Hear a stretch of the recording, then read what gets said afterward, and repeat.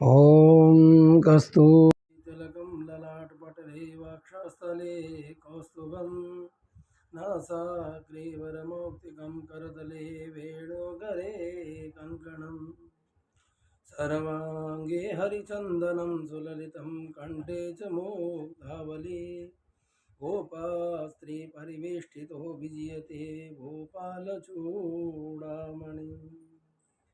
जय माता की सभी मित्रों, आज मैं आपको गया श्राद्ध के बारे में कुछ जानकारी देना चाहता हूँ, क्योंकि समाज में कई भ्रांतियाँ फैल रही हैं और कई लोगों का प्रश्न है कि गया श्राद्ध करने के बाद पिंडदान व श्राद्ध करना चाहिए कि नहीं चाहिए।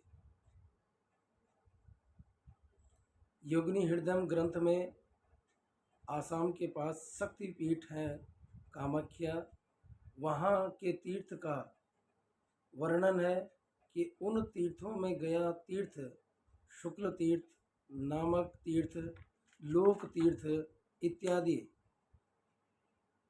चिन्हित व्यक्ति अपने उद्धार के लिए जो आत्मपिंड दान करे, योगिनी शैल के पास देते हुए गया तीर्थ तक ही दें। उसके बाद अन्य जगह शुक्ल आदि तीर्थों में वो पिंडदान न दें, और 1 मास यदि वो देते हैं उन तीर्थों में, गया के आगे अगर तीर्थ में पिंडदान करते हैं तो 1 मास या 2 मास उनकी आयु कम होती है। इसलिए वहाँ पर लिखा है कि गयान्तम पिंड दानम, अर्थात गया में किया गया पिंडदान के बाद श्राद्ध और पिंडदान तर्पण अवश्य करना चाहिए, अन्यथा हमारी जो परंपरा है वो समाप्त हो जाएगी। जीव तो वाक्यम करणात् मृतार्थे भूरि भोजनात् गयायाम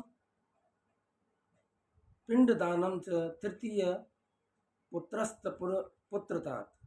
गया का पिंडदान होने के पश्चात भी सांवत्सरिक प्राय सभी जगह फैला हुआ है कि कौन श्राद्ध करे, कौन पिंडदान करे। जब गया में श्राद्ध कर दिया है तो फिर पिंडदान करने की कोई भी आवश्यकता नहीं है, परंतु ऐसा नहीं है। गया श्राद्ध में पिंडदान कर देना, कई लोगों की भ्रांति है, नहीं जी हमने तो गया में श्राद्ध कर दिया है तो अब करने की कोई आवश्यकता नहीं है। जब हमने गया श्राद्ध किया और पिंडदान कर दिया मुक्ति के लिए, तो फिर पितर कहाँ रह गए, फिर हम श्राद्ध क्यों करें, ये भी भ्रांति आती है। परंतु ऐसा नहीं है कि जब पिंडदान करते हो तो अंतिम में हम लोग सभी कहते हैं, यदि आप लोगों ने पिंडदान किया होगा तो सभी लोग अंतिम में कहते हैं कि पितृस्वरूपी जनार्दना प्रियतान न मम, अर्थात हम जो भी पिंडदान कर रहे हैं या करते हैं पितरों के माध्यम से स्वयं भगवान जनार्दन को अर्पण करते हैं। प्रायः पितरों के माध्यम से ही, और कहते हैं कि तुलसी से युक्त यदि पिंडदान दिया गया हो तो भगवान और पितृ दोनों ही प्रसन्न होकर हमारे ऊपर कृपा करते हैं।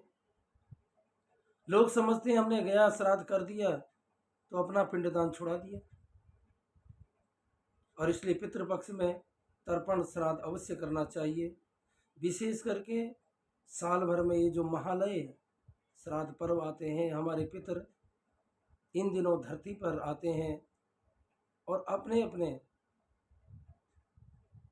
घरों के आगे वो भ्रमण करते हैं। यदि उन्हें पिंडदान न दिया जाए, उनके नाम से तर्पण न किया जाए, तो वे रुष्ट होकर वापस चले जाते हैं और हमें श्राप देते हैं, और उसी श्राप के कारण हमारे घर में पितृदोष लगता है। फिर हमारी संतानें खराब होने लग जाती हैं, घर में क्लेश बढ़ने लग जाता है, अनावश्यक धन डूबने लग जाता है, घर की बरकत सब चली जाती है, और घर में झगड़ा इत्यादि कोर्ट कचहरियों के हमें चक्कर लगाने पड़ते हैं, और कहीं ना कहीं वो पितृ रुष्ट होकर के हमें श्राप दे देता है, जिसके कारण हम बहुत दुखी होते हैं। इसलिए इस पितृपक्ष में अवश्य तर्पण करावें, अपने नज़दीक के ब्राह्मण को बुला करके अपने पितरों के निमित्त तर्पण करावें, पिंडदान देवें, तत्पश्चात ब्राह्मण को भोजन करावें। तो पितृपक्ष में तर्पण और श्राद्ध अवश्य करना चाहिए। प्रतिदिन भी नियमित रूप से तर्पण होता है। स्वाध्याय हो गया, देव अर्चन हो गया, जप हो गया, होम इत्यादि से लेकर 9 जगह तर्पण को विशेष महत्वता दी गई है। अर्थात गया श्राद्ध से पहले अगर आपने पिंडदान नहीं दिया तो आप सबसे बड़े दोषी माने जाओगे, सबसे बड़े पापाघात का योग आपके ऊपर लगेगा।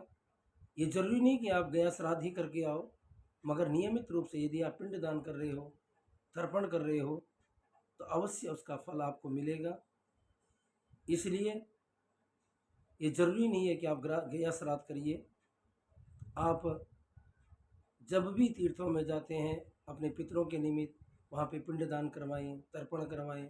और विशेष करके श्राद्ध में केवल भोजन कराने से नहीं, जब तक आप तर्पण नहीं करोगे तो हमारे पितर प्रसन्न नहीं होंगे, और पितर प्रसन्न नहीं होंगे तो घर में हर समय अशांति बनी रहेगी, घर के वातावरण अशुद्ध बने रहेंगे।